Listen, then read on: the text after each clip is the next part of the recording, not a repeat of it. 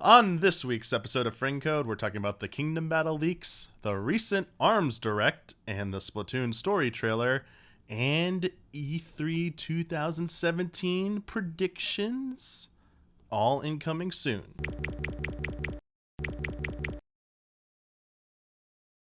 Hello everyone, Michael Damiani here. I am your host and moderator, and I am joined by Mr. Daniel Bloodworth. Hello. And first time appearing on Friend Code, Mr. Bradley Ellis. Hello. Excited to have you on, man. Oh, man. Stoked to be on. Good stuff. Let's go. So glad to get rid of that bum Kyle Boss. Yeah. So a little bit of housekeeping really quick. There will be no Dear Nintendo, the Nintendo Power section where we read letters from fans from yesteryear. There'll be no Last Call segment, so no question of the week. Because this is a really jam-packed episode, a lot of news, and we got to do a lot of speculation about E3. But also, the next episode will be during E3, probably will be that Wednesday night, the second day of E3. I will put up a Last Call post on Patreon for $5 and above patrons to send in your questions regarding the Nintendo E3 presentation. It's a Tuesday morning presentation they're doing. We're going to be talking pretty much exclusively about that, those news, those trailers, what we got to play at the show of those games in that episode of Friend Code. So we want questions all about that. So a little too soon to put it up because we don't know everything that's going to be there. So be on the lookout for that. I think we had one correction we wanted to get to regarding the last episode. When I was explaining the GameCube disc laser, I had like 95% of it right, and then some weird thing got stuck in my head where I said that the laser head tilts instead of moves on a track, and it totally still moves on a track. As soon as somebody said that to me, it was like early in the morning, and or actually maybe it was late at night, one of the two, and I just like started rummaging around, and like my wife woke up and she's like, "What are you doing?" And I'm like, "It's okay, I'm just looking at the thing." Like open up the GameCube, and like, "Yep, it definitely." Yep. Nice. So I don't know why that got stuck in my head. It still moves on a track. It just doesn't have to move as much. And the main thing that still makes the difference is that the speed of the disc doesn't have to change. Yeah. Basically, Bloodworth gave us, it was Professor Bloodworth last time. He gave us his nice lecture about the GameCube disc reading abilities of the GameCube. But we're going to jump right in. First topic we're going to talk about is the recent leaks regarding Mario+Rabbids Kingdom Battle. This has been rumored for a while, though. Yeah, this it's been rumor, leaked for a while. This rumor has persisted for a long time, with multiple times people said it's confirmed, it's happening, but no one really showed the degree of evidence that we saw in this leak. Basically, we got the key concept art, which showed Mario, Luigi, Princess Peach, Yoshi, with arm cannons alongside 4 Rabbids, also donning outfits based on those 4 characters. And they also got a hold of a few slides which looked like they were definitely from some kind of internal presentation regarding the game. So let's start with the characters. So we said there's the 4 characters from the Mario universe, the 4 Rabbids wearing the clothing based on them, and they're all wielding arm cannons. What do you think about, what was your impression when you first saw that key art? Did it make you feel excited? You were concerned? Because I saw a lot of gut reactions, and it felt like a lot of people were just like, no. But I don't know. I felt like maybe the gut reaction of me was, what are they doing? But then the more I thought about it, I was like, they need something. I'm championing them, getting some third-party support here and being unique concepts. This might be one of the answers here. So how do you both feel about this, the reveal, basically, the leak?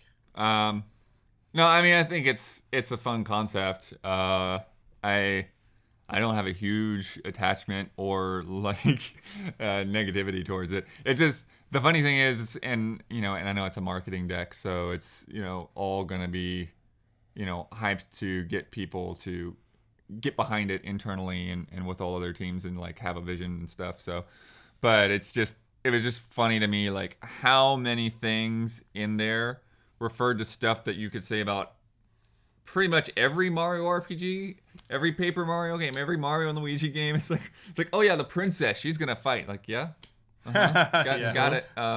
It's like, oh, it's gonna be irreverent humor. I'm like, okay, yeah. But Fawful, have you ever heard of that guy? You know? But Yoshi's got a bazooka though, at least on Right. the cover. That's pretty rad. But there's Yoshi Safari on the Super Oh, Nintendo. good call, Blood. Good call, Blood. Blood knows it all. So it's kind of funny in those ways that like they're gonna be all disruptive, and I'm like, the only thing that's different is you got the rabbits in there. Yeah. And I don't really, I mean, from the pictures, it's kind of hard for me to tell like what the gameplay really is gonna be like. It looks more like an SRPG kind of thing that they're referring to. Yeah, there's a bit of information. Yeah, real quick. Like a grid-based battle system, but still with some of that active time stuff. Yeah, well, one of the slides, the breakdown for this game, I should probably give an explanation of what the information said about the game. So 35% of the game, according to these slides, is going to be exploration-based. 35%? 35% of the game. That's so an oddly specific number. They said there's going to be about 4 world environments for you to go through. You don't actually, when you're in these environments, you don't actually control the Rabbids or the Mario characters. You can control someone called Tutorio. Instead of the 8 heroes, environments will feature puzzles and secret zones, and the worlds are going to be like twisted versions of worlds from the Mario universe and filled with Easter eggs and references and stuff like that. So, I mean, I guess it's also maybe trying to play into the humor they keep talking about, because I'm seeing there's been more rumors after this came out talking about the type of humor in this game, and that it's trying to poke fun at the Rabbids themselves, but also the tropes in Mario games. And I mean, it could be interesting. I'm also worried they're trying too hard. Like the Princess Peach, they're literally calling her the badass princess or something. It's like, really? Like, so edgy, so fighting back, so cool. I'm like, you don't really need to go that far. Like, Peach has already done I don't want to bring stuff. this up. That's dangerously close to Borderlands territory. I don't really want to go there necessarily. And then for the actual combat, you're saying 65 of the game apparently is going to be turn-based combat. Cool. Each hero has unique play style. They can use various tactical options like dashing, team jumps, using warp pipes, and destructible cover. They all get various upgradable weapons, as well as weapons they can just pick up in the environments when they're fighting. And they have to complete various objectives. We don't know what they're fighting yet, though. Yeah, really. we don't know what they're really fighting. Bowser. This says they'll have various combat objectives and deal with contextual events. And they said there'll be 7 enemy archetypes, 1 boss type character per world, and it will support the local multiplayer co-op. Cool. So my picture is Mario+Rabbids XCOM. Yep. I think that's a safe bet. Yeah. I think that's a safe bet that it's going to play like a grid-based kind of... It could be cool if it was like Valkyria Chronicles, how you'd play Real that. time? Yeah. I mean, I would probably enjoy that more. I don't know. I doubt it. I bet it's more like XCOM, but that'd be pretty interesting, actually. Because you can like zoom in really close to the field where you're running through and stuff like that. Maybe that'd be easier to find secrets and all that stuff. Yeah, I'm curious about the bosses that they're going to go for. Right. Because there was a rumor that came out after this. It came out earlier I think this week, actually, this past weekend. Said one of the bosses at one point, may not be in the final version, was a rabbit dressed as Donkey Kong. It was making fun of Donkey Kong. Okay. And apparently something about if they hit you with their banana at one point, they would do a dab. I was like, no. Don't do that. Like Donkey Kong doing a dab. Don't do that. Not even gonna do the animation. It was supposed to be like some parody fight, and I was like, I don't know. I don't know what to think. Like, I need to see it. Despite this being leaked, despite seeing the key art, I come away saying, like, all right, I need to see the gameplay for this. Yeah. Like, come on, like they still have that up their sleeve. Basically, we have no idea what the combat's gonna look like. So I think that's good to have, despite all this leaking going on. But another thing they did reveal was the timeline for this game. Their planned timeline, the marketing pushes. Oh, I thought you were talking about like in the Mario universe. I know. I was like, when what? I was writing this, I read it. I was like, wait, this is gonna sound like the Mario Rabbids timeline. No, the timeline of their marketing push. Okay. Like one key tentpole things were supposed to happen. E3 was supposed to be the big unveil, first hands-on, and then they were expecting previews from both the press, us, and then the consumers who were going to be there and see what they said about that. There would be some presence at Gamescom, and then it says it's coming out sometime in August or September of this year. Wow, really? So this year. But I mean, the rumors go back so far; it makes total sense. Oh yeah, they said it's been in development since. Actually, apparently, the rumor is it started as a Wii U game. Oh, really? And it was, towards the end of its life, and then they found out about Switch. They just kept working on it. Like, let's put it on Switch. That makes sense because I could see like you wanting to do that with the touchpad and stuff. Last little tidbits about it. They said, it's using Snowdrop engine for people who care about that. It's being developed by Ubisoft, Paris and Milan. So Nintendo's just overseeing and approving some stuff, but they're not handling the actual development of the game. Said they expect it to be about 20 hours to complete. Okay. So that's a pretty decent length. 12 hours. And cut it in half. And they said it will support up to 2-player local co-op multiplayer, no online. Local co-op, so not competitive. Co-op. Okay. Correct. That's all they've said. I have one final question about this. What do you think this was going to be Nintendo's big reveal at E3, or do you think this was one of the surprises? No, I don't. Yeah, this is a fun surprise. Yep. It's a partner game and everything. But I don't feel like this would be like a big, huge Nintendo presence. All right, Brad, how do you feel about this game? Like what you've heard about it? Do you feel generally positive or more negative about it right now? It's really weird because from what I've just heard, I'm just like, okay, whatever, I'm all right with it, I guess. I need to see more to actually figure it out, Exactly, yeah. Like, I'm down for some goofy game, whatever. I'm just glad Nintendo's making exclusive games. That's always good. And a new IP, I guess. Yeah. But I hope it turns out good. Yeah, it's not really a new IP, but yeah. Or, it could be. It's leveraging these two, sort of popular IPs. Like, I don't know how popular Rabbids really is, but to make a new type of game, essentially. Rabbids is more popular than people give it credit for. Ubisoft wouldn't have just been pumping those freaking things out forever if they hadn't been. I assume they have to be decently for how they keep making them.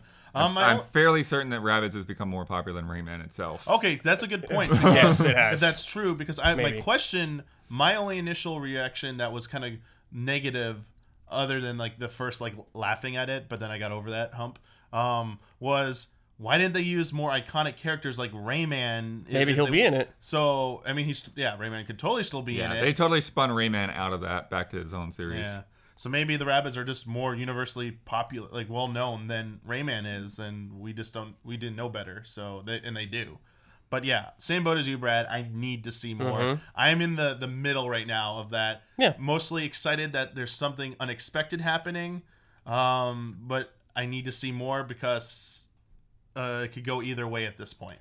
But I'm not in that negative zone like some people are. I'm cautiously optimistic about it. Good way. So yeah, we'll probably see more. Oh, we'll definitely see more of that at E3. Something that also happened a little bit before these leaks came about. Earlier this month, there was an ARMS Direct featuring, focusing strictly on ARMS. Well, there was a Splatoon trailer at the end for single player, but we're again same situation as the last time we covered Direct. It happened like the day after we recorded the previous friend code, so. We're waiting the whole 2-week, gamut before covering it. But you let us know that you wanted us to do this, so we're gonna dive into ARMS. The very beginning of the presentation, I don't know if it was supposed to be serious or not. It kind of was more narrative driven. It seemed like they were talking about like alluding to like a kind of backstory about there's like a mystery about where people got these arms from. Yeah, the beginning of it was weird. It was kind of like playful and like it wasn't anything like overtly like intellectual or anything like that. But it felt like there might be something here that when you play through the game, there might be little hints about where these crazy they're adding substance to the lore. Yeah, it was a nice touch, I felt. But I think that I don't know how we'll get into character by character, but I think it's really interesting for them to like show like all of these kind of different backstories to these characters, to where it's like, okay, these characters have the arms that can punch and stuff, but then you've got Mechanica, who doesn't have that, so she's just built her own robot to be able to do that and compete. And then Twintel, which is using her hair instead, which is just, yes, love it. So good. It did mostly focus on the mechanics of the individual characters and some new reveals. They revealed 3 characters. Yeah, so the 3 new characters they revealed were Twintel, which you talked about just a second ago. Kid Cobra. It's like this purple clothes skateboarder with like the baggy like pants thing, like MC Hammer style. And then Bite and Bark, the robot, the blue robot with the looks like a police robot with the dog companion. Oh yeah, that's cool. So those are the 3 new characters, and they basically went through all the 10 characters. The final roster is 10 characters right now. They talked about how they are gonna be based. You should select them based on their weight. Will affect like how their punches, like heavier punches versus lighter punches. And then they talked about 7 different attributes. Like a stun ability, electric ability, like a fire ability that different arms and their gloves will have that you can mix and match on certain characters. So that's where some of the strategy is coming, as well as the basic moving around the arena.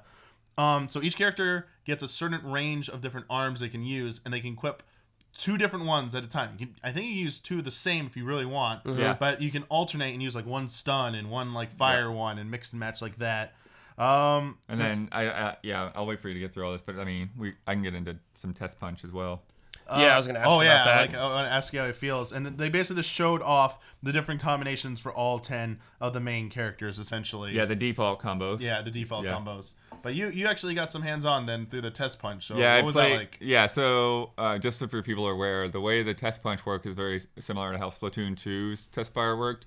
In which, rather than just like having the beta open all weekend, they had like 1 hour at a time. So I was able to like lock into like 2 of those hours based on my time zone and my schedule and everything. So I played roughly an hour and a half with the Joy-Cons. Okay. And then I played for about half an hour with the Pro Controller. And so it's interesting because I feel like I have a bit more control. I can be a little bit more deliberate with what I'm doing with the Pro Controller. All right. But at the same time, I still sort of like using the Joy-Cons better because the way that you move back and forth and block and everything, it feels like you're piloting a mech.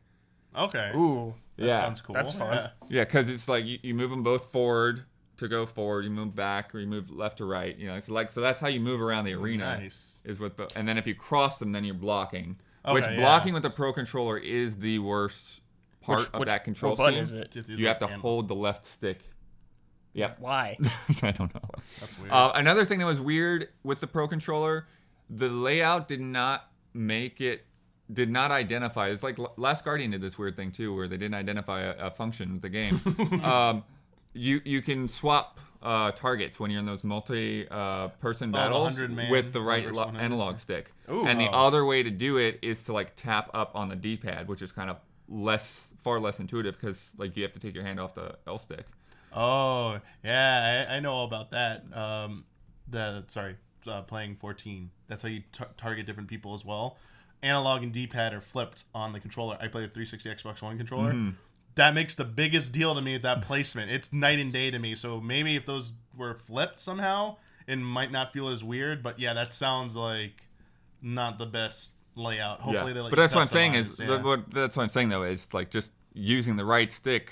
You don't have to have a different layout because it's there. They just don't label it. Okay. But I do think that like block should just be on the L button or something. I don't understand. Yeah, like that's But blocking like this feels good, Yeah. And it's interesting. What were you saying? To say, tell me about the motion controls, like how they felt and everything like that. I think they feel good. I think they definitely feel better than a lot of equivalent stuff like on the Wii. Mm-hmm. I think there's just this level of when you get into chaos, then it's like it's kind of hard to react. Yeah, because it's like, okay, this guy's knocks me over here and that guy's doing this, and so that's why like those like 2-on-1 or 2-on-2 battles are really kind of hard to deal with, especially with the motion controls, because like with motion controls, like you just have to be really mindful of what your hands are doing. You can think that you're backing up, but you're really guarding, based on like how you're moving your hands. And so you just have to be deliberate with everything. It's like you punch and that feels good, and you punch and you twist and that feels good, or you like used to slap a Amanda and you like swap.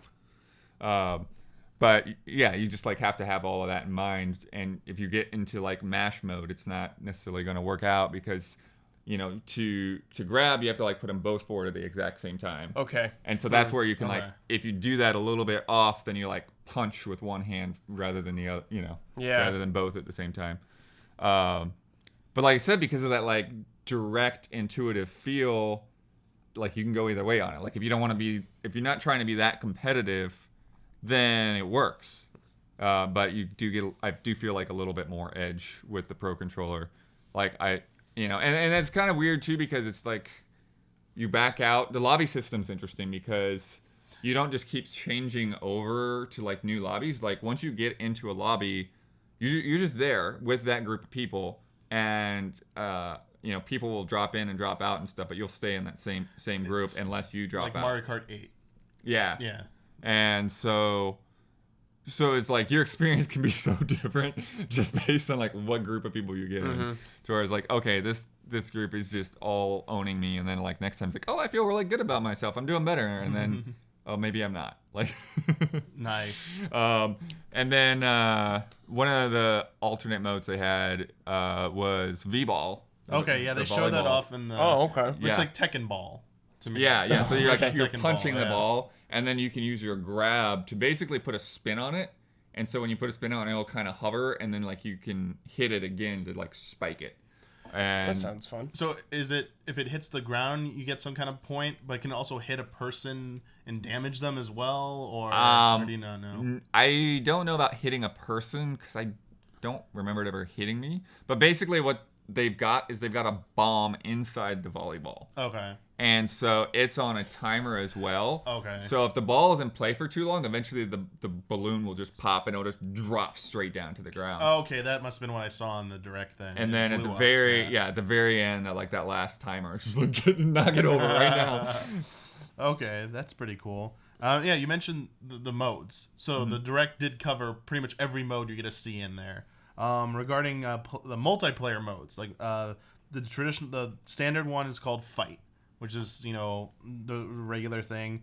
They're gonna allow there's Team Fight, which allows for 2v2 fights with allies tethered together, so you can't go too far from each other, and friendly fire will be in play, so you can hit each other. Oh, I didn't know that. So and especially the ones who have like the explosive arms, you could like the explosion's too close, you'll hit everybody with it. So it seems a little chaotic. Yeah. Well, there's also the item drops, which I don't remember being in there at the Switch event in January. Okay. But they're kind of like Smash Brothers, like things will just kind of start popping up. So like there's bombs, like you said, that'll just explode and damage. Nice. And then there's like a shock bomb, which will basically like knock your arms, disable your arms, and leave you wide open. And then there is health juice. Okay. So you get an area effect to heal. All right. And then there's another juice for your rush, which is like your super meter. Okay. So. All right. I didn't know that happened. That's pretty cool, actually. You already talked about V-Ball. They have a mode called Hoops. Yeah, you try and knock your opponent into a basketball hoop and score points. You can grab them and slam dunk them, or you can like knock them up. That sounds fun. From far away and like score a 3-pointer. They showed. That looked hilarious. Like we got to try that out. Skill shot is like a break the targets. Okay. Each person's on a different side and the targets appear. You want to chain hit as many as possible to build up a combo.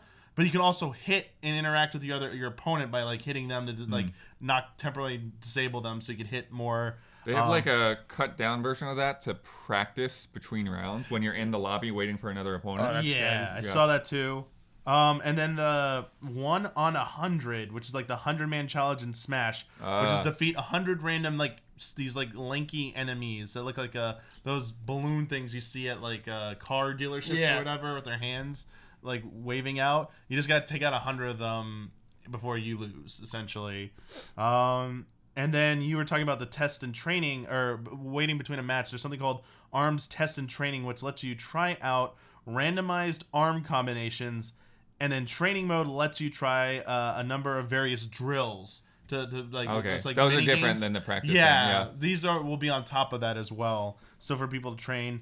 You already talked about items dropping in the match, but apparently by competing in matches, you earn in-game money, which you can then spend at the Arm Getter. Which is a mini game like thing, almost like the Smash one to get the trophies randomly. you can get new arms from those. Okay. And if you get duplicates, what they're doing about that is some duplicates, I don't know if it's all or some duplicates, will have better attack power than your original version. Oh. So you won't want to just discard them. You want to like maybe hold on to those. Well, I think what they do is they like stack. So like you get like a +2 or whatever to your ratings on that. That would make more sense. So it just adds on to it. Yeah, and one of the other mechanics that I wasn't aware of before is if you hold guard or dash or jump, you'll actually like charge your arms to like more powerful hits. That's what they were doing. Okay, that makes sense. I saw them doing something like that, and that's and then how you do it. When you do that with Min Min, like her ramen arm turns into the dragon. And that lasts longer than everyone else's charges. Gotcha. Okay, that's how that works. They also brought up the different types of match modes you'll be able to fight in. Grand Prix is win 10 straight matches to become champion. Yeah, that's like the Street Fighter arcade mode kind of thing. I think there might be some like extra characters in there. Seems like there's like a hidden boss or like. Yeah. I thought they showed the back of a character and I didn't recognize him. It might be the boss. That's what I'm referring to. Party match is the online play. Connect online and fight against other players. So Blood talked about the lobby system. So it says you can join a lobby that can support up to 10 systems with 2 players on each system for up to 20 players in a lobby. And you can have 2-player matches, 3-player matches, or 4 people at once in the arena fighting. They're going to have this, that's like the free-for-all fun mode. Then they're going to have straight ranked 1v1 matches where you gain or lose points. And then they're going to have local multiplayer via local wireless communications. And you can create a lobby for up to 8 players that have to each have their own unique system. Okay. And then the final thing they did is that once the game's launched, they will continue supporting it with free new updates that include new fighters, new stages, and new arms. Okay, so I was going to ask about that. There's not going to be, it doesn't seem like there's going to be paid DLC for those at least. This is going to be free updates. Good. Because I think they want it to be like, more of a competitive game. Well, I think they saw how Splatoon rolled out and they really liked that. Kept it alive.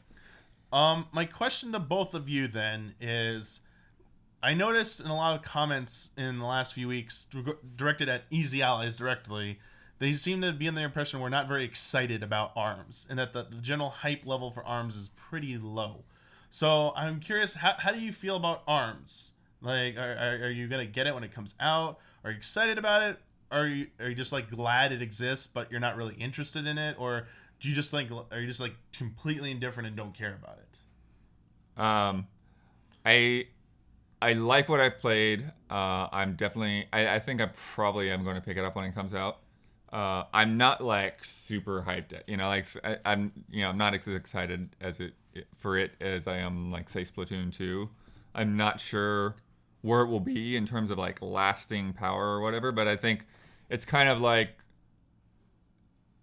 I guess the best example is like, it's kind of like Punch-Out really, it's like, It's like, this is a good game. This is a great, like, very different kind of thing that's, like, can really, only, like, make sense on Nintendo in a way. And I'm glad that, like, okay, Nintendo's got another, like, new IP. Because remember, like, was it with Brawl? Where, like, Sakurai was making fun of Nintendo for, like, it's like, oh, there's not really any new franchises in the past 10 years or so, are there? For us to add to this game. Oh yeah, about the character. Yeah, I remember and that. And so it's good to like have Splatoon come out and be successful, and now we have ARMS, which, even if it's not gonna like take everything over by storm, like it is a quality game. It's got great character design, good music. Like I think it's gonna be solid, even if it doesn't take the world by storm. All right. Kind of in the middle of it. Like, I'm not gonna buy it personally or anything like that, but I'm super glad there's a new IP from Nintendo. Always a good thing to have. For me, it looks like a game I would just play a few hours with some friends. Yeah. Then that'd be good. I'd be like, okay, that was fine. Not something I'd really probably sink a lot of time into or anything like that. All right.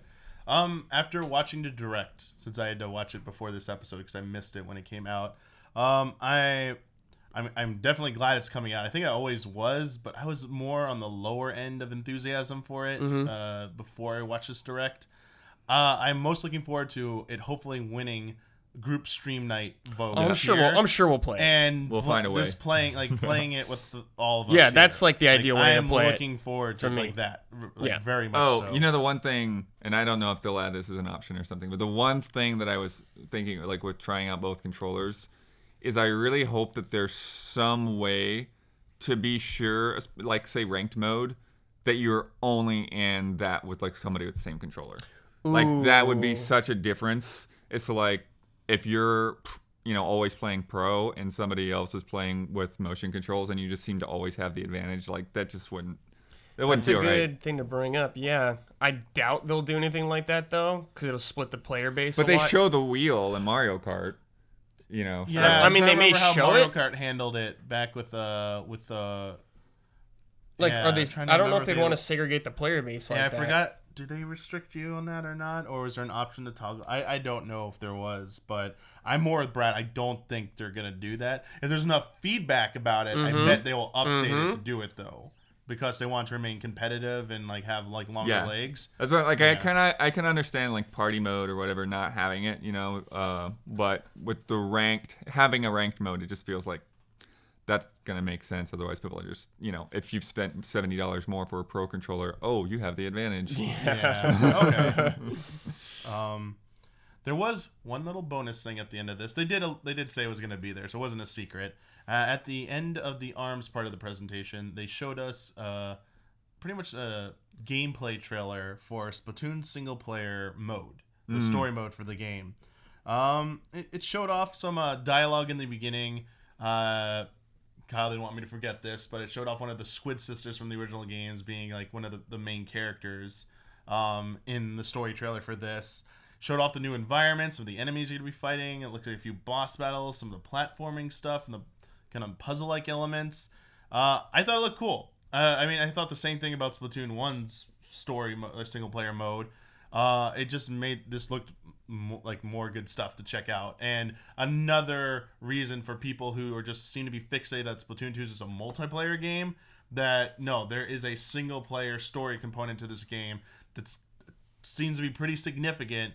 So if you really don't want to get into the multiplayer, there is, but you like what you see about Splatoon mechanically, there's something for you there.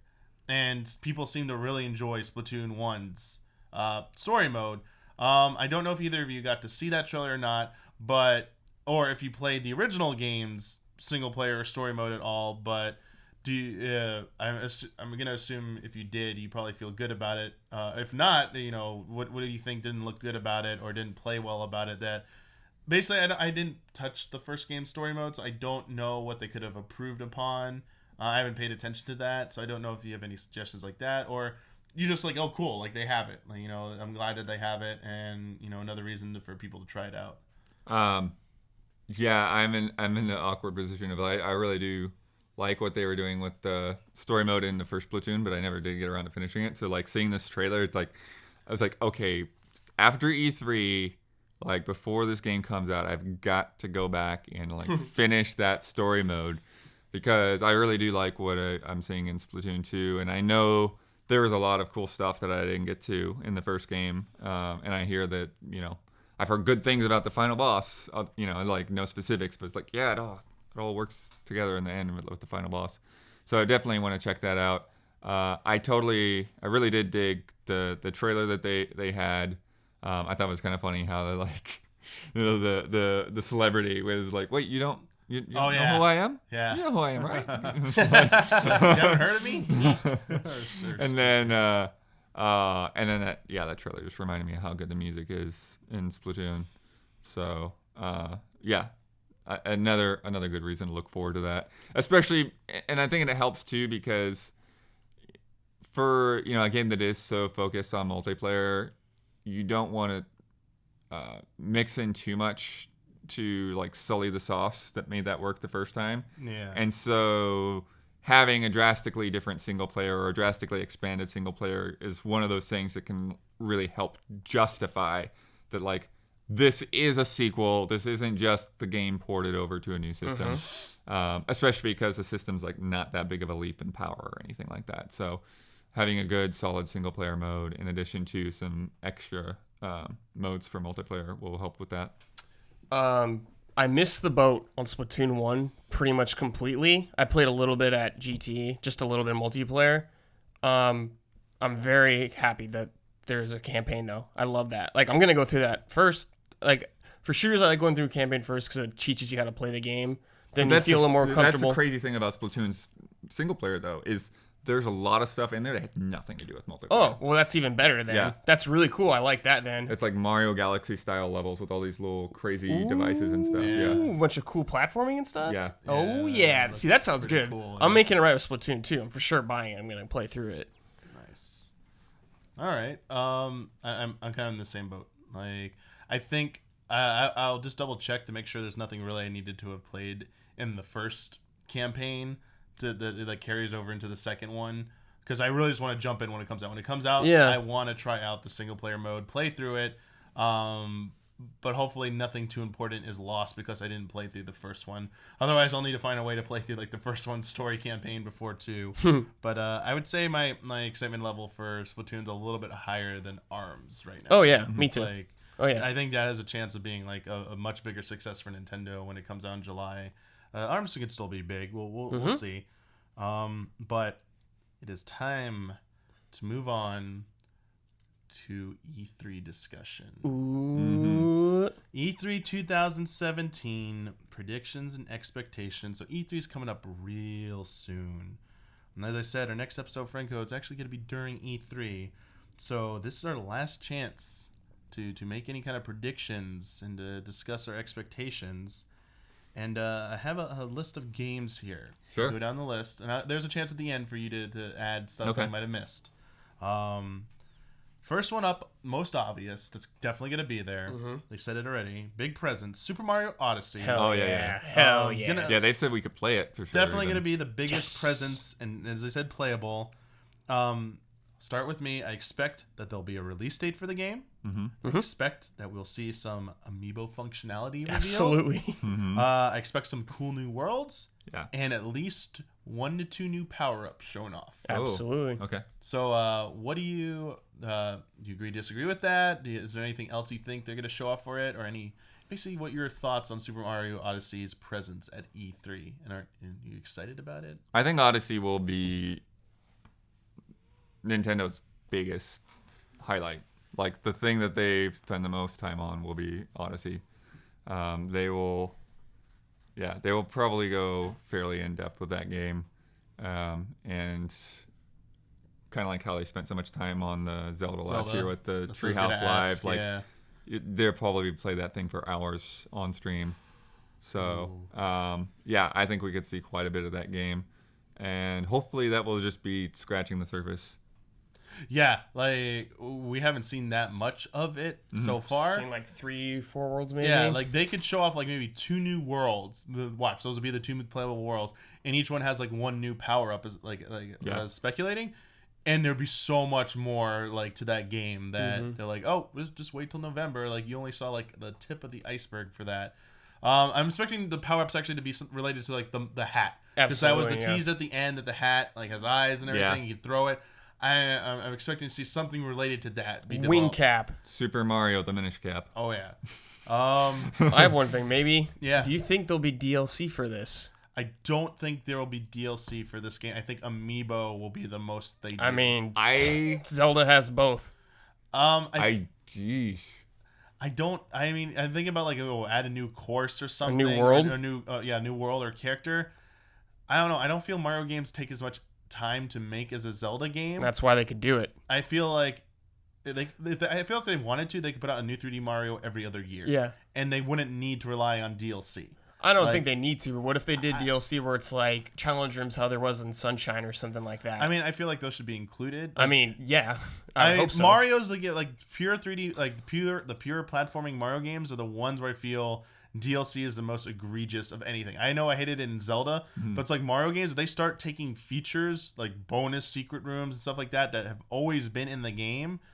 I don't feel they need to do that. Like Mario games are easier for them to put out. They sell more than any of their other games. Except Mario Kart. Mario Kart's a Mario game, and Smash Brothers is probably the best selling ahead of those.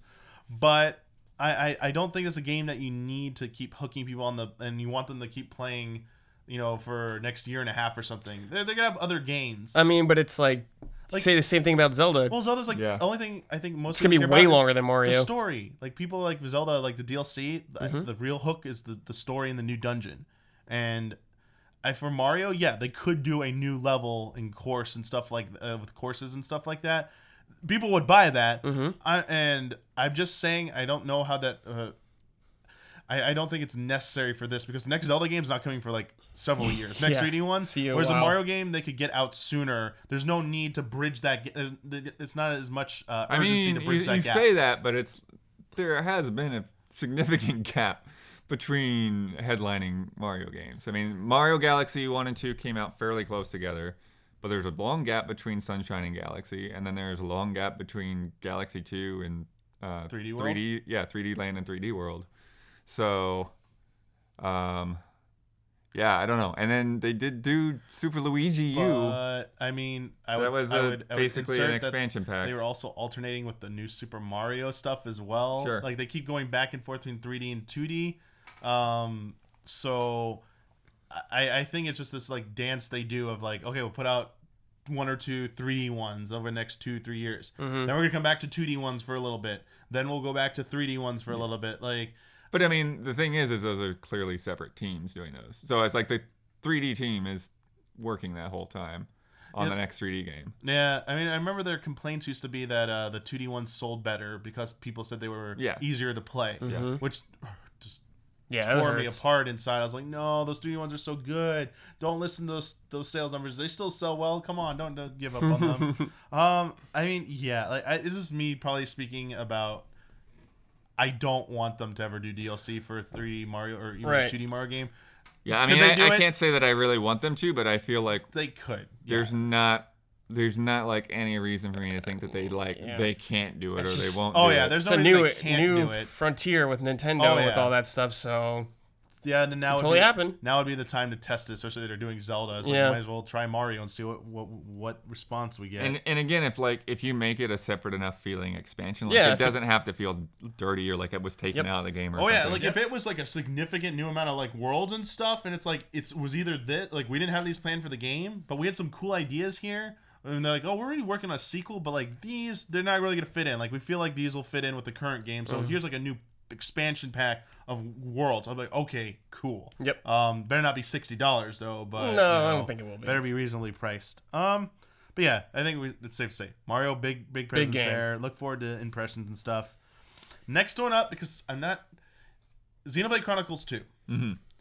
I could just because I can see them having a trailer there, but it not being playable, and still come out this year somehow. Like I can see them pulling a thing where they're like, hey, it's just too big of a game. No amount of time we give you in a 30-minute or even hour session is gonna do justice to a demo. Didn't they do something like that with X, where like you could only play it behind closed doors? I think X was never playable. I think it was only presentations. They showed it off at Treehouse. Yeah, for sure. It was only shown off during the Treehouse streams, and I think they were controlled. The employee Nintendo staff would play it for you behind closed doors, because when they had it out on the show floor, it was just running the trailer. The system was there, and it was running the Attract movie, which is just the trailer they were showing off at the time. So I don't know if it'll be playable there or not, but it should definitely be there in some form.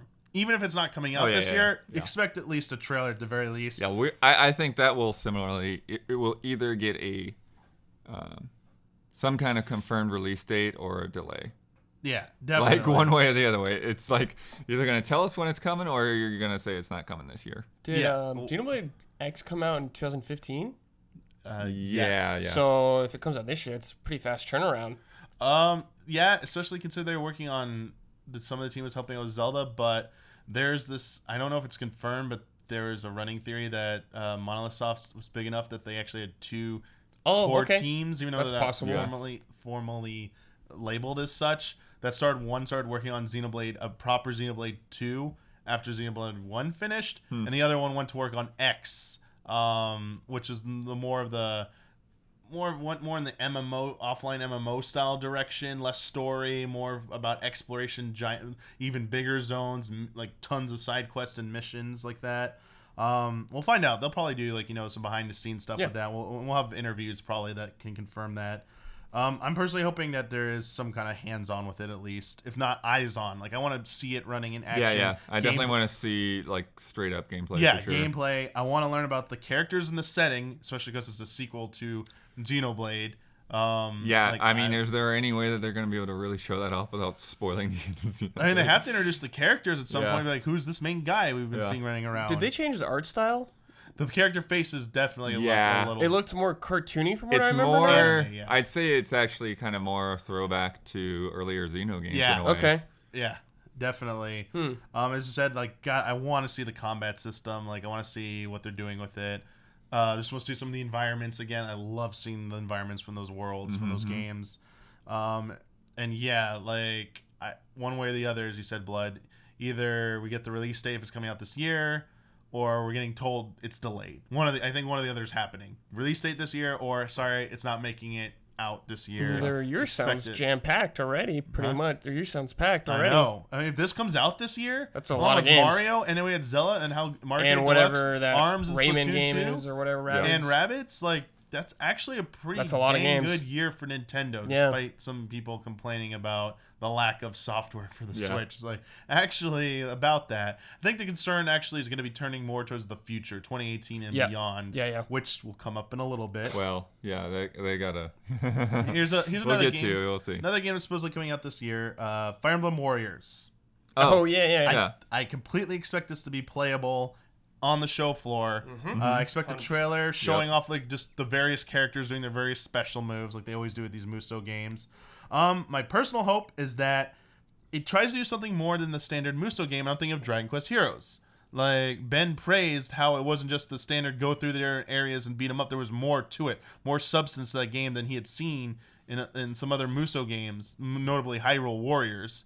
And I was like, okay, that sounds interesting. Like there's more to it than just going through the fields, completing objectives, and fighting a boss at some point. Wait, which Dragon Quest Heroes are you talking about? Warriors, the Muso one. The first I one. played the first one. Yeah.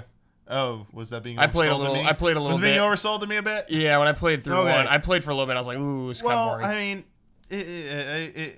Yeah, I mean, Muso games. Are Yeah, I not mean, my- if my you cup like of tea, Muso period, games, yeah. you'll probably like this. So yeah. I'm hoping that they'll probably show off the inevitable amiibo stuff. 'Cause amiibos are in all of it's these never these ending, Muso Damiani. games. That's really all I expect from it. Like the characters and their abilities, and amiibo stuff, and just it being playable on the show floor. Yeah, it'll be super easy to play demo for that game. yeah, Either you're looking forward to this. I mean, I as stupid as it was, I was totally looking forward to Hyrule Warriors. I'm kind of like on my scale of 1 to 10, I'm like at a 6-7 for this, just because I love Fire Emblem and their characters, and I just see it being another guilty pleasure for me. And be like, oh yeah, I mean, there's nothing wrong with that. Yeah. Having fun. like playing as a different characters, better than Heroes. Heroes are all those characters together. Whatever. Now I got them in a Muso game. It's like looks cool. Yeah, I mean it'll be there. It'll get some coverage. I'm pretty sure, hands-on impressions and stuff. Yeah. And assuming it's still coming out this year, so that's another one to add there. Another good year. Big one here. Mm-hmm. So, will we finally see Retro's game at this E3? That's question number one. Mm-hmm. Do you think it will be Metroid? Do you think it'll be Donkey Kong? Or do you think it'll be something completely new? There you go. I don't think it'll be And Donkey what will we Kong. see of it if it is actually there? Like trailer only or playable? I think we'll probably see trailer only.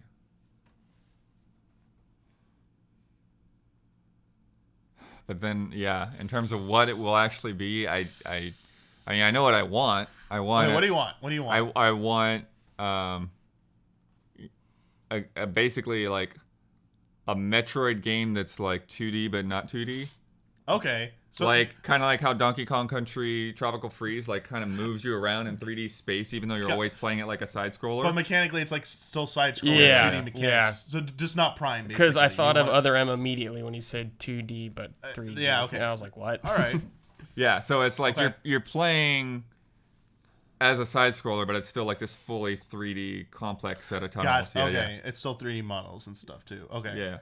What do you think, Brad? I don't think it's Donkey Kong. Okay. I think they're moving away from Donkey Kong for right now. Okay.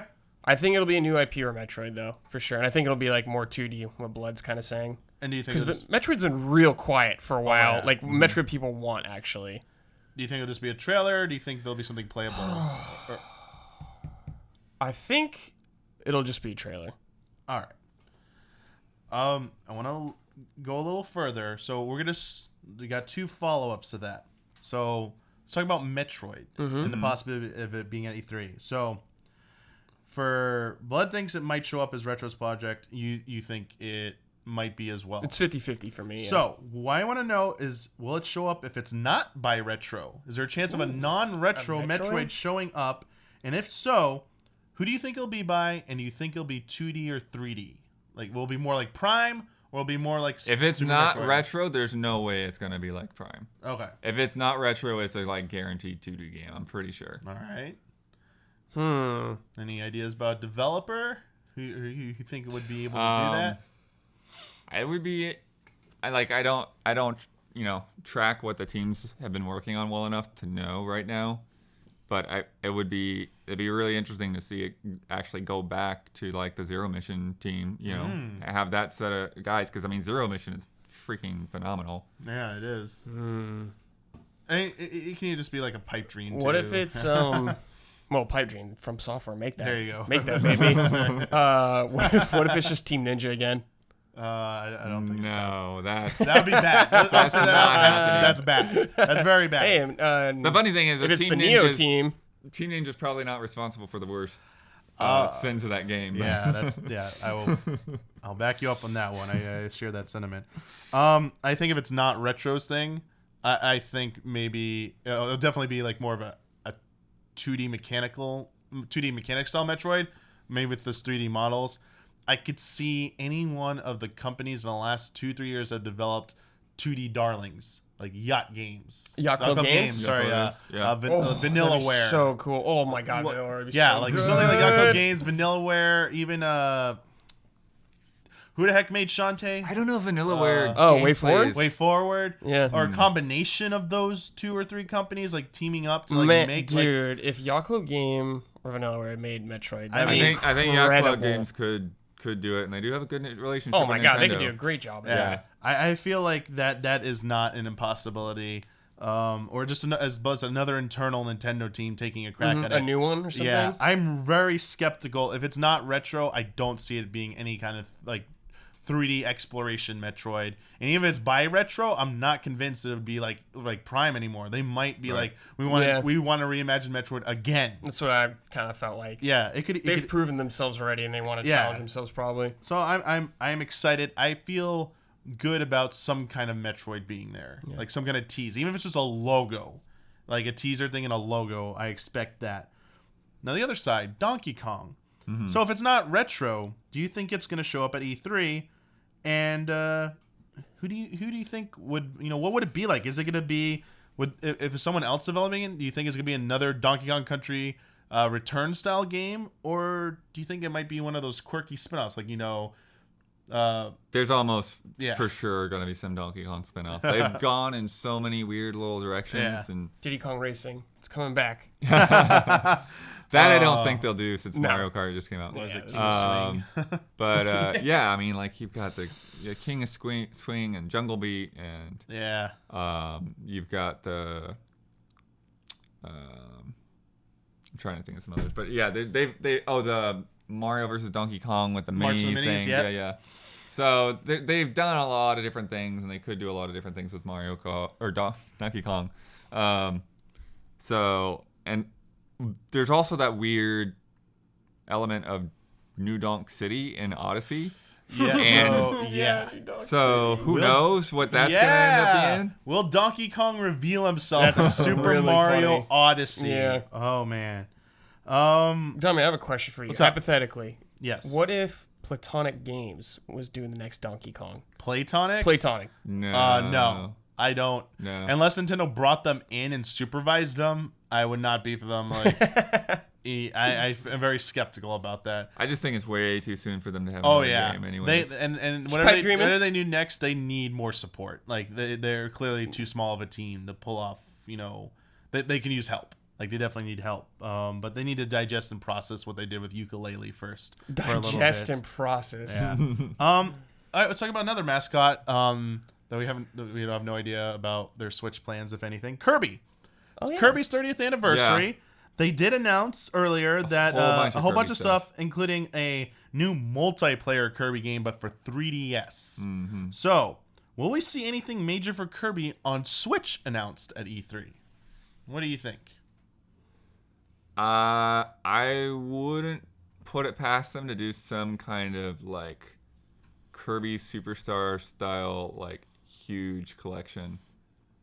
Like just grab like the 10 best Kirby games from the past 30 years. Oh, kind of like what they did with Super Mario Brothers with that for Wii. Yeah. Where it's 25th anniversary.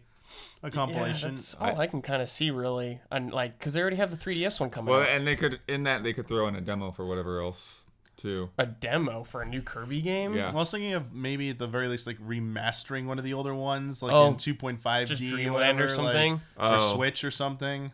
Yeah, remastered Superstar maybe. Yeah, something like that. I don't think we're gonna see a brand new Switch Kirby, like original one. I feel that's a little overreaching, but I can see like a cool nostalgia project announced, like since it is the 30th anniversary, saying like, hey, this coming later this year or something, or early next year, and Kirby Superstar HD remake or something like that. Yeah, at the very least, I think you'll get a shout out of some kind because it's 30th anniversary. They'll throw a and it's logo still, yeah. All right. Legend of Zelda. I am expecting the hard release date for the DLC Pack 1 and some footage of those features in action. Since they only talked about the details of it.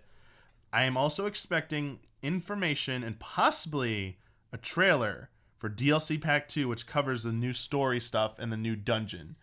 I think they might that could be a big thing, teasing what is that story going to be about. Is it post game? Is it something to do with the past with Zelda? It's whole bunch of crazy stuff. I think it'll be just I think they will really show up. I mean, they've really pretty much detailed the first DLC pack anyways, but I think they'll show that stuff off in a more visible way.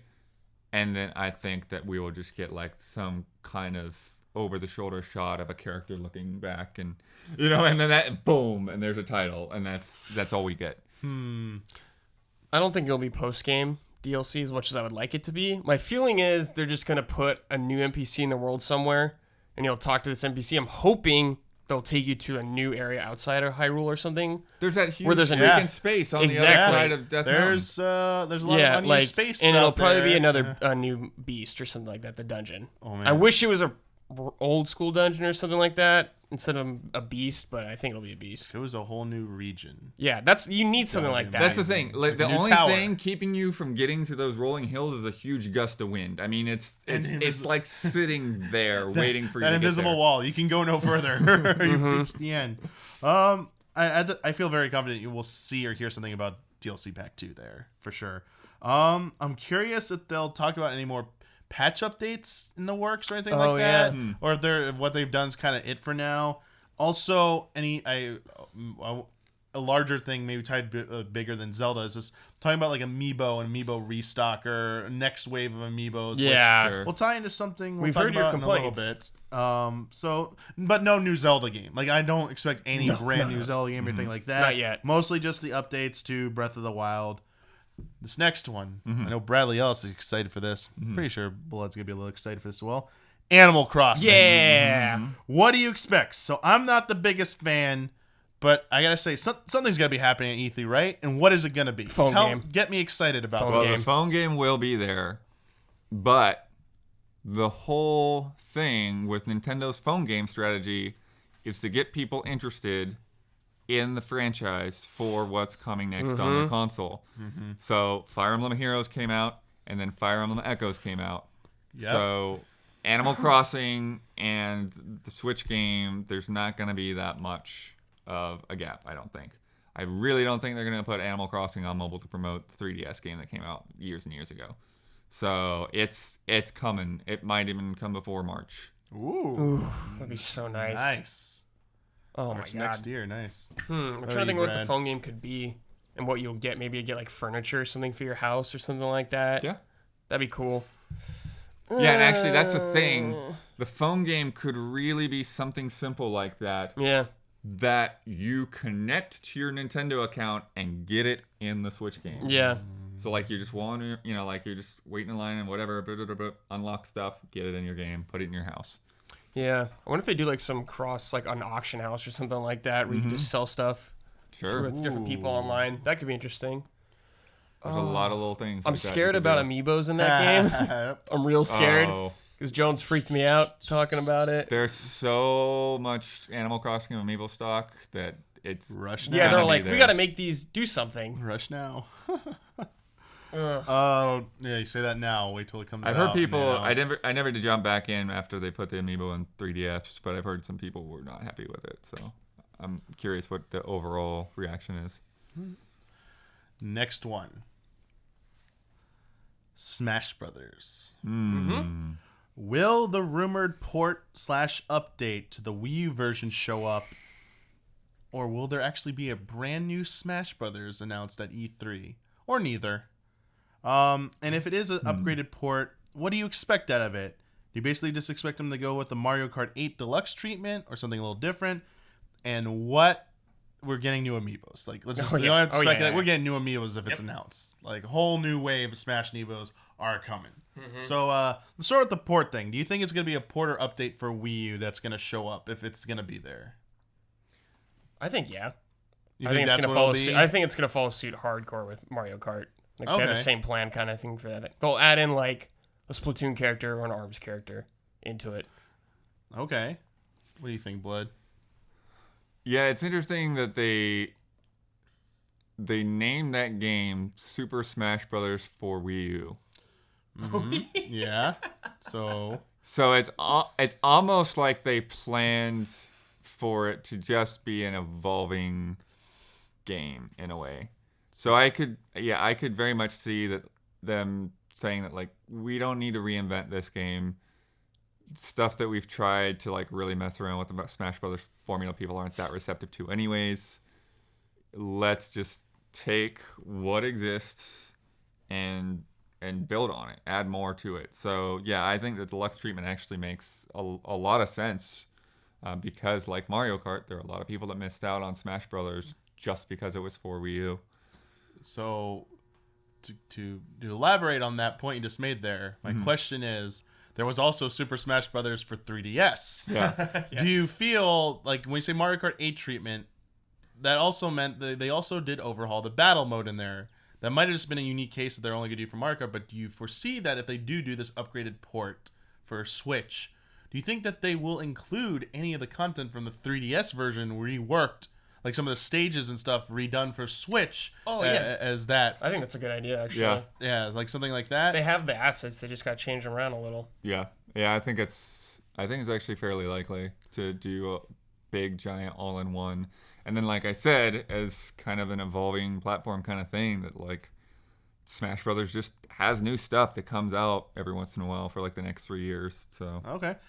Do you think they'll try? They remember the story that, or not story, the explanation Sakurai gave about why killing story mode in Switch, Super Smash Bros. For Switch. It was about like people seeing the cutscenes online. Yeah, something like that. Do you think That's that why maybe? they cut it? Yeah, I said they just go my online fault. and watch them anyway. I imported that game and I put the cutscenes on game trailers, and now we didn't get story mode. Yeah. And That's then the 3DS mode had the party mode, the board game. Yeah. So like, or sorry, the tower, not a tower game. It looked like a almost Metroidvania type thing. You had to go through paths or whatever. The Wii U had the party, like Mario Party style thing. I don't think people responded well to either of those modes. My question would be, do you think that maybe they could have a change of heart and try and bring back either a story mode or / adventure mode from like Melee as like a new feature to add on top? So it's not just new characters and some new stages, some new music, and some balances, but also, hey, we are adding for Super Smash Bros. Switch. Here's the brand new adventure mode coming back. I think the Melee style adventure mode is the better play. Yeah. I don't think there's that much love for Subspace Emissary other than just how good the cutscenes looked. Yeah, I like the cutscenes. I was not a fan of Subspace Emissary. So, I mean, this rumor's been persisting for a while. It seems like a lot of these rumors about Switch have come to fruition. So, I fully expect some kind of Smash Brothers thing at E3. Yep. I would lean towards it being another enhanced, a deluxe, like Super Smash Bros. For Switch or just Super Smash Bros. Deluxe or something like that. Let's move away from first-party Nintendo real quick, and let's talk about third-party support that we expect to see or hope to see at E3. We already obviously talked about Kingdom Battle earlier, which is more of a collaboration. We know about like other projects. I mean, there's like Sonic Forces, Sonic Mania, but that's multi-platform. There's a rumor about a Tales of game coming exclusively to Switch. Oh, okay. That nothing else has come out of that. But I mean, what third parties do you expect game announcements from at E3? Like realistically?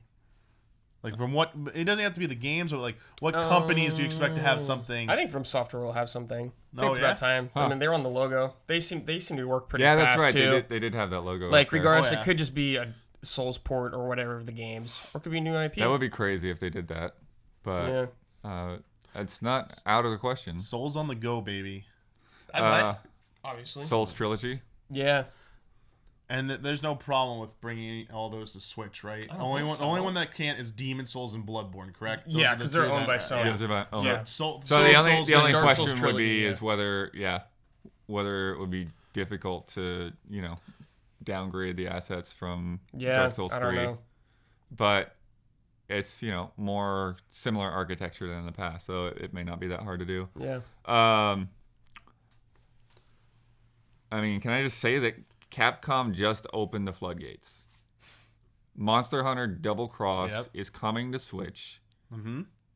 It made Nintendo's stock rise instantly.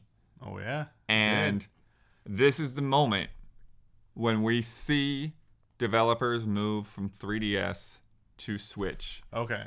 Definitively. Like now, this is a 3DS game that is getting ported to Switch. And from here on out, Monster Hunter is at the very least going to come out on both. Yeah.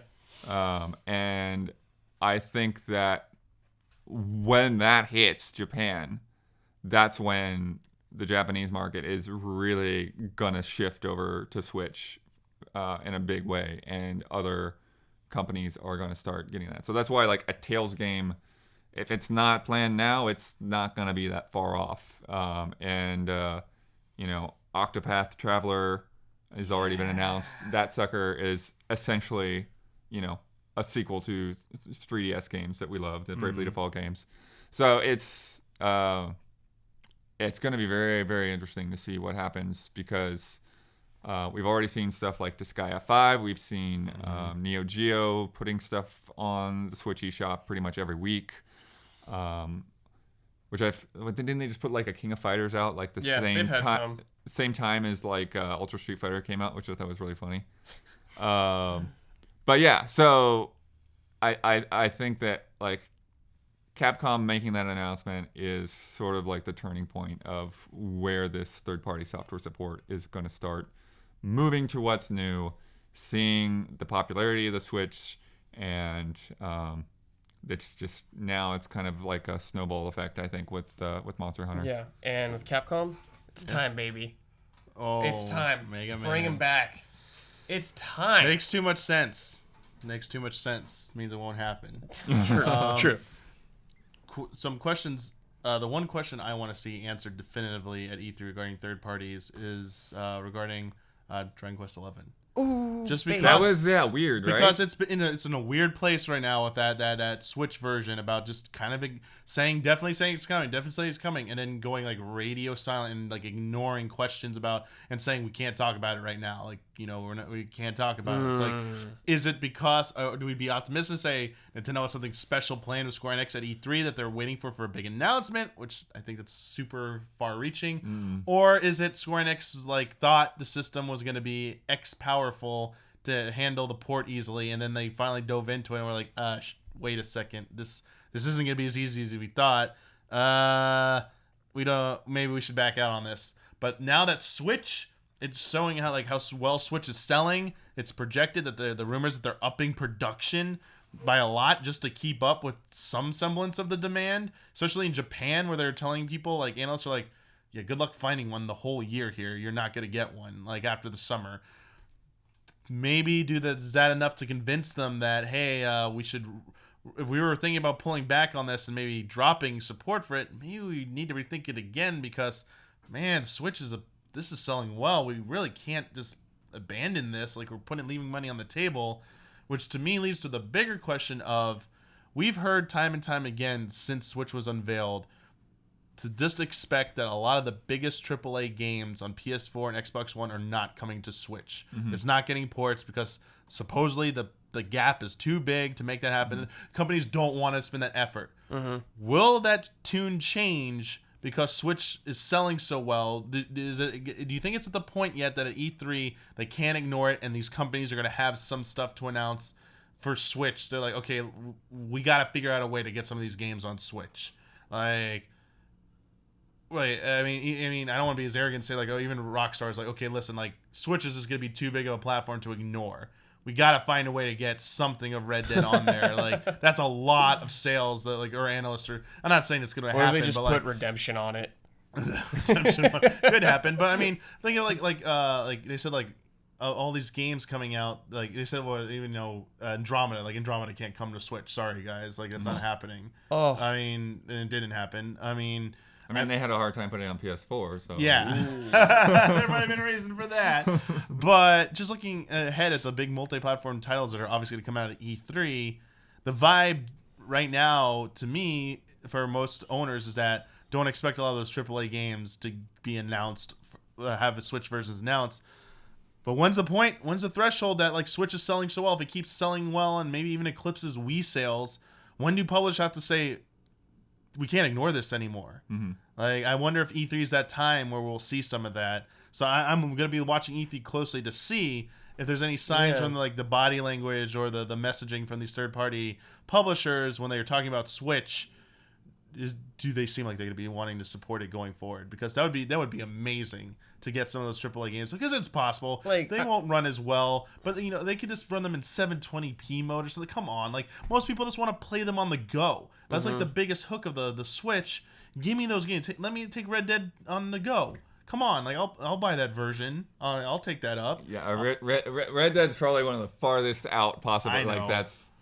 But like, I mean, who knows the hell they're coming out now? But like 7 Remake, Kingdom Hearts 3, like would those even be on like Switch or anything like that? I mean, just think of all the titles you're looking forward to. They're 100% multi-platform, but you know aren't going to come to Switch. It's like, would you have bought them if you had the opportunity to because of the portability of Switch? I don't know. Yeah, I mean, I think publishers, at least for the near future, will still be fairly reserved and strategic about what games they do. Because, yeah, I mean, like, if there is a clear, you know, negative to the game, if it does feel like it's, you know, like, you know, say for instance, like if you look at the Call of Duty games on the Wii versus the PS3 and Xbox 360, you know, like those did well, but you know there was a lot of effort put into making those ports, you know, but they just knew that like that was a guaranteed payoff, because the Wii user base was so huge and the Call of Duty user base was so huge, just like that overlap was going to be there. You can't say that about everything, and so I think there will be. You know, I think there will be third-party support there, but it's. I don't think it's going to become like a standardized thing where like, oh, every game is just on the Switch. Oh yeah. I'm hoping it's not just going to be old ports of games too. Like I could see Watch Dogs 2 coming to Switch or something like that. I wouldn't really want that. Yeah, that's not gone well in the past. Yeah, Batman and Mass Effect 3 on Wii U at launch. You know, what'd be really cool is if they would put Xenoblade Chronicles on Switch. Oh, yeah, just in HD. Yeah. Well, I mean, that gets to our virtual final console. Yeah, the last thing before I turn it over to like things I might have covered. Virtual console. It better be at E3. It has to be. It has to be. They haven't confirmed it's going to be there, Please, but like Nintendo. we are all assuming. Like, come on. It has to be E3. I'm wondering if there's any surprises in store, if it's literally just some weird reason they couldn't unveil it at the beginning. And real quick, the reason was after playing NES Classic, what if they're retooling the virtual console system format for each of the systems to be available to basically function like NES Classic, but for each system, where your library is organized nicely by covers and stuff, save states for everything, filter modes. Like, that'd be great. A robust set of features and tools for each virtual console system. Wii U already has save states for everything. I mean, like, being able to go between the games like that, like instantly loading. Like, can you go between, like, suspend a game, like suspend Zelda, go into Metroid and load that save state from Metroid and jump right in like that quickly? Probably like, not as quickly, but I mean, it's mostly the interface. I mean, like, that's more to the Wii U's. Yeah, like the OS. I mean, I know it has a save state, but like that interface and that ability to quickly toggle between so many things is like a big like wow factor for me. It's so simple and so small, but like that the Switch whole interface is also like pop, pop, pop, pop. Yeah. Snappy. So I could see that working within already Switch infrastructure if they have a virtual console environment. Especially the library view of all the like the games with the covers, like make you like a virtual box and stuff, flip it over, and like read like that. If they're doing something that in depth, I can probably see myself forgiving them for it not being ready at launch. But I mean, do either of you expect that, or do you expect no? this to be I don't the think so. regular? I don't expect like box art or anything like that. Okay. As cool as that would be, I don't expect that. I think there'll be NES, SNES, and like N64 available first. I'm hoping they'd put Dreamcast in there. That'd be incredible if they did that. Ooh, Dreamcast. Or like at least GameCube or something like that too. You know, I think they need to take it to the next. That GameCube rumors. That been around for a long time. I think you'll see GameCube. But like they got a lot to make up for with that. I can see Dreamcast era games working because they've already been ported to like 360 the PSN 360 online services, so they've already been emulate that. I don't know if every game could work like that. It might require significant retooling. And just maybe some easy ones. Like, just let's say now, Saturn games are not coming to Virtual Console. Those are like really ridiculously impossible to emulate very well. So don't foresee like something like that. But some newer stuff, because when we think of Virtual Console, we think like N64 is like the end of that for Nintendo. Well, but no, they did put like Xenoblade out on Wii. Like they did a lot of Wii games on digital Wii U, games, but they kind of skipped over the GameCube. Yeah, they skipped over GameCube. So we haven't seen GameCube games emulated on any Virtual Console service yet. And I would say they've done DS on Wii U as well. That was I forgot about that one. Sorry, you're right. That totally forgot about DS, and that was kind of cool. But there were some issues with the touchscreen surface not being exactly as precise as an actual DS. Oh, okay. Like the gamepad surface was not the same. So there was a few issues there, but it's still nice to be able to play it on a screen and have the way to capture it. Like for us, like it was perfect. I guess forget what I said about like not being new, like too new. It's just they oddly skipped GameCube. Like this has just been missing for a while. I think maybe the Wii games work so well because Wii U already had backwards compatibility with Wii, so it was already there. Same architecture. Yeah, so I mean, will we see? So the question is, will we see GameCube games? Because there's been a lot of rumors. Will we see 3DS games show up on Switch at some point when it's been long enough? Not anytime soon. Yeah, I don't think for a little bit. Like older 3DS games, you don't think they'll make the Switch? I mean, I think that'd be they really want to cool. sell 3DS still. They are selling 3DS still. That's not going to happen yet. All right, Yeah. But GameCube. Yeah. GameCube. Man, I hope so. That'd be awesome. GameCube. Eternal Darkness on that Super day. That'd be Mario great. Sunshine. Yeah. That would be nice. Having the OG, the Wind Waker. Yeah, the OG on there, and maybe upscaled or something 720 without the one thing too that they need to address and figure out is what about all the games that you've already invested in. Like link your account. Unifying history. account, please. Like I know the accounts now are unified, but what about all the Virtual Console games that we've already bought? No, you'll have to buy them all over again. But I mean, even if it's the stupid Wii 50-cent, 99-cent upgrade thing, like at least consider that much. Like you basically go online on your like Wii U, right? Like if they did this program, go online on Wii U. And there's some like bridge menu icon like they did from Wii to Wii U for transfer. It says like, "Hi, I'd like to transfer over to my Switch." And they say if you do this, it's being removed from your Wii U and being deactivated. You can never play these games on your Wii U again. It's a one-time thing, but it'll be unlocked on your Switch. Maybe there's a slight upgrade fee you pay like Blood said, or it's just free. But after that, like going forward, this is tied to your account. It's unlocked. You bought Mario Brothers, Super Mario Brothers for NES. you can have it on any system going forward if it's available on it. No more buying it multiple times. So I can see something like that happening. Yeah, I hope so. They also have to talk a little bit at some point about this paid online service. So all they said is they have a paid online service. Yeah, they're the one they're gonna be charging you for if you want to play games online. And they really need to, even if they don't have the full plan, they need to at least say it's not gonna be Xbox Live price. Like it's gonna be. Didn't they say it was $10 a year or $20? Like not this $50, $60 nonsense. I thought they said it was gonna be like I thought they said something about pricing. It was like much cheaper. I mean, it sounded like that, but there's not been enough. They need more. Yeah, they need to have some more. Yeah, they need to have a concrete presentation about that. Last thing I'll say, I obviously expect apps to show up. Finally use Netflix. Oh yeah, just some basic ones. They don't need crazy ones. But it is weird that's not there yet. Netflix should be on there and YouTube probably. To wrap this up, is there anything I didn't cover that you want to talk about regarding Nintendo's presence at E3 that you really want to get out there?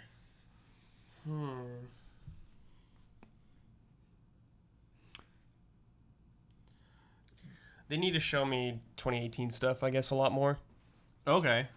Yeah, we don't know a lot about what's coming out then. I think that's with some of the things that we've talked about. Like there'll be some snippets of things in trailer form, but I think that Nintendo has moved aside from that Wii U Panic Direct.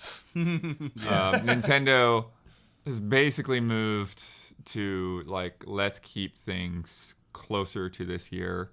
Let's not do the basically the Final Fantasy VII thing, where it's like we announced the game and 2 years later we're recruiting developers. It's like no, they're gonna tell you about what's at least within the next year. Yeah, for the most part, because look, like the times that they have thought that they were more on the mark, like Zelda, that didn't happen. What was that? 2014 originally, right? When it was supposed to come out? So E3 2014 is when we saw Aonuma with the scene goes, here's your first look at it. And then you got to see Link riding through the field and what was a Guardian chasing him. And then it said 2015 at the end or something. Just kidding. Then the Game Awards was like, here's more the horse Link riding around. It's smart enough to not run into a tree. Here's the jump off the horse slowdown mechanic coming in 2015. And then like 2015 came and like early 2015 they were like, and it was like, we're sorry. Stop asking. Not only will it that. not be at E3 this year, but it's not coming out to 2016. And then 2016 is like, actually, about that. 2017. So I just feel like, and I also don't think that, like, as we've kind of gone over the possibilities, first party wise, Nintendo really does have quite a bit of stuff that they can offer up in the near term to where you're not always waiting for something. It's really the third party gaps, that make the difference. Like if you look at first party Nintendo versus the other first parties, it's kind of crazy how much stuff Nintendo actually publishes.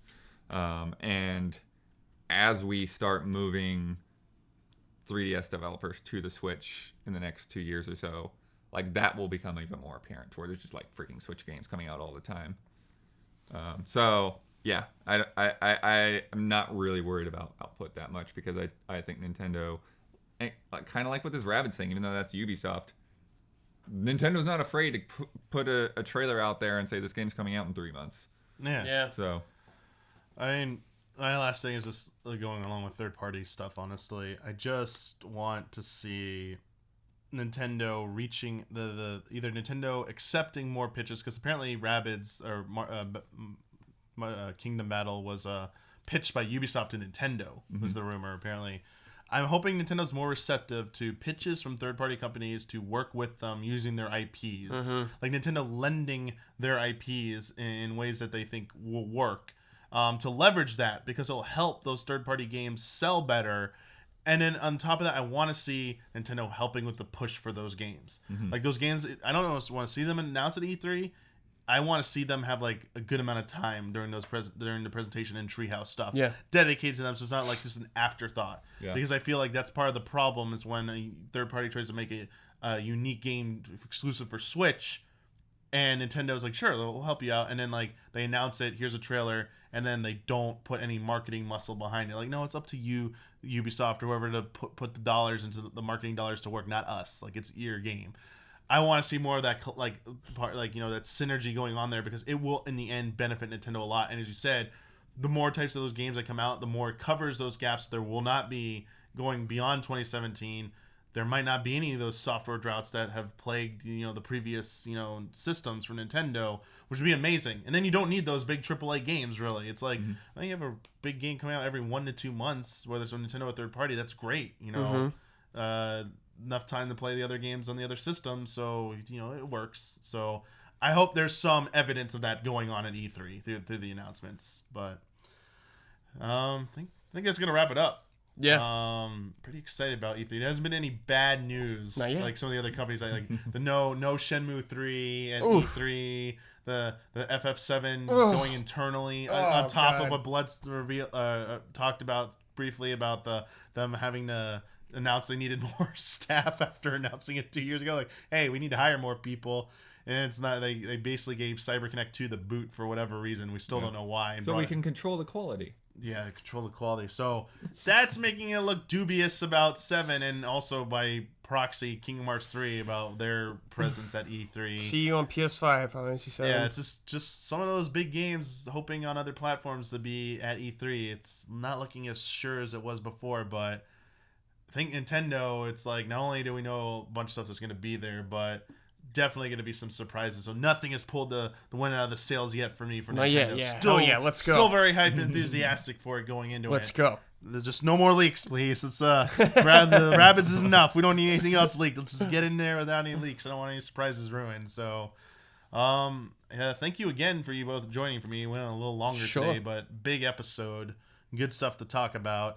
And again, as a reminder, there will be a last call posted closer to E3 after the Direct or whatever they're calling it, the Nintendo E3 presentation, to get questions for the next episode. And the next episode will be about everything that went down at E3, and it'll be live during, I believe, our Wednesday night group stream afterwards. So look forward to that.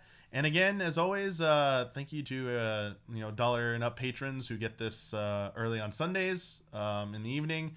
Everyone else, you catch these always at noon on Tuesdays. But again, we're easy allies. We are supported through generous people like you. You can hit us up at patreon.com/easyallies. And as always, you can find all of our content either on easyallies.com or youtube.com/easyallies. So until next time from E3, we'll see you then. Get excited.